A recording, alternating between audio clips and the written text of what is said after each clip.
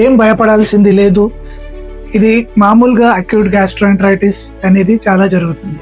అందరికీ నమస్కారం. నేను doctor Mohammed Alimuddin, Hayat elite hospitals నుంచి. ఈరోజు ఒక చాలా ఇంపార్టెంట్ విషయం మాట్లాడడానికి మేము ముందు వచ్చాను. డైలీ నా దగ్గర 5 నుంచి 6 కేసెస్ అక్యూట్ గ్యాస్ట్రోఎంటరైటిస్ అంటే వామిటింగ్స్, మోషన్స్ కేసెస్ వస్తున్నాయి. ఈ వడదెబ్బ ఎండ వల్ల మనకు 40 degrees ఉండడం వల్ల చాలా బాడీలో డిహైడ్రేషన్ అయిపోతుంది. దీంతో పాటు చల్లని నీళ్లు తీసుకోవడంతో, బయట ఫుడ్ కన్జంప్షన్తో మనకు చాలా ఇన్ఫెక్షన్స్ పెరుగుతున్నాయి. దీంతో మనకు చాలా మంది పేషెంట్స్ కేవలం వామిటింగ్స్, మోషన్స్, కడుపు నొప్పితోనే వస్తున్నారు. ఇది ఏమీ భయపడాల్సింది లేదు.